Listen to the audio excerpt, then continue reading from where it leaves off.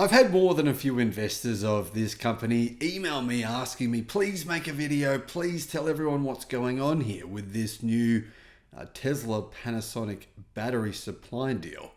So here it is. Hello my friends, welcome to the channel. I'm Sam Evans. You're watching the Electric Viking, a relatively small Australian company called Novonix has signed a deal with Panasonic. It's a massive deal. It's a huge, big deal for this company, for Panasonic, and for Panasonic's biggest customer, Tesla. Now, Novonix is actually an Australian vehicle battery materials and technology company.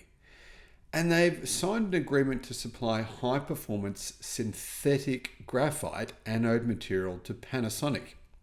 Synthetic graphite is, it's not real graphite. It's good enough. It does the job, right? But actually, you could manufacture this synthetic graphite so you don't have to mine it. It's a big advantage. Novonix is headquartered in Brisbane here in Australia, but it actually does operate in Canada and in the United States. It's got operations bases in Nova Scotia, Canada, and Tennessee. And it's listed on the Australian Stock Exchange, but if you don't want to invest in that, you can actually purchase Novonix stock on the NASDAQ Stock Exchange. So it announced a binding off-take agreement to supply materials to Panasonic's North American operations. And of course, Tesla is the biggest the biggest purchaser of batteries from Panasonic globally, and of course in North America. Novonix will supply 10,000 tons of high-performance synthetic graphite material from its Riverside facility in Chattanooga, Tennessee, for use in Panasonic Energy's US plants between 2025 and 2028. You're probably thinking, hang on a minute, isn't Panasonic going to use silicon in its batteries?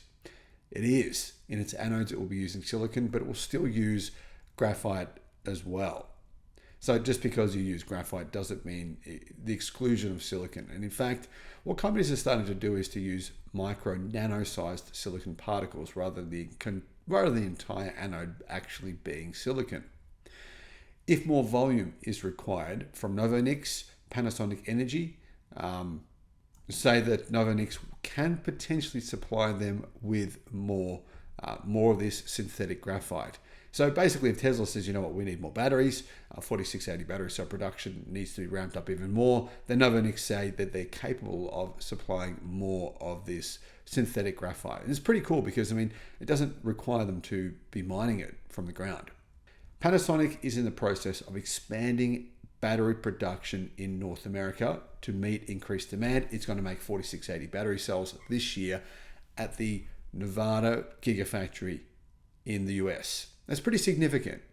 But there is a bit of a problem with this deal. Yes, it's a contract.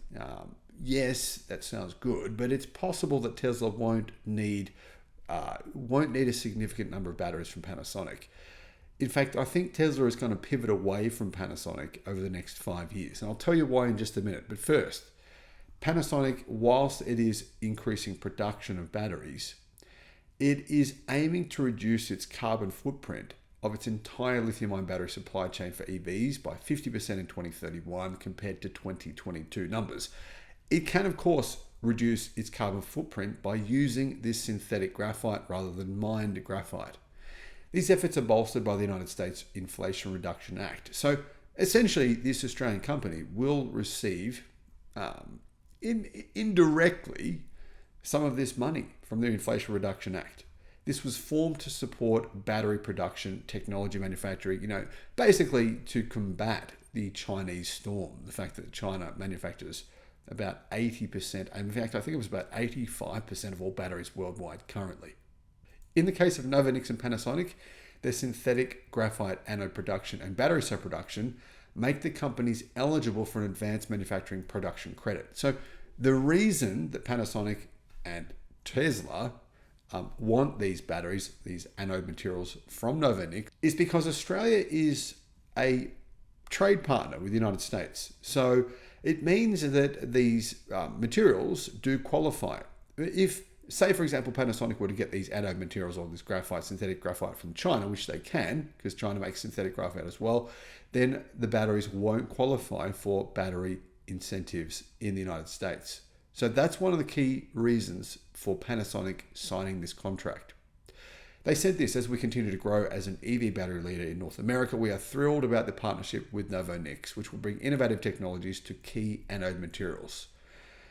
And they said this: I believe this collaboration will help us achieve our medium to long-term management goals to strengthen our local supply chain and reduce our carbon footprint. But Panasonic will have to reduce their battery prices. They'll have no choice, and the reason is this: CATL are sending battery production facilities, robots, everything that Tesla needs to manufacture lithium iron phosphate battery cells. And realistically, CATL's lithium iron phosphate battery cells in a number of ways are better than Panasonic's battery cells, whether those are 2170s or potentially future 4680s. They're better, they're cheaper to manufacture as well. And they'll be made in the same factory. So CATL are going to set up these production lines for Tesla at their factory in Nevada. Tesla will take over and have workers be trained on how to use these facilities. Probably by the end of this year, these battery production lines will be up and running. And these battery production lines will be eventually probably more efficient and cheaper to run and manufacture cheaper batteries, which are in many ways are actually high performing batteries. They don't suffer due to cold weather charging. In fact, if you charge them in cold weather, they can charge up to 600 kilowatt. Ridiculous, right? So this is what Novonix and Panasonic have to contend with. They're aware of this, by the way. I mean, Panasonic aren't stupid. They know that Tesla's just signed this agreement. It's worth considering when you invest, if you do in Novonix or Panasonic or anyone else, who are their rivals? What are their rivals doing? How will that affect your investment? Thanks for watching.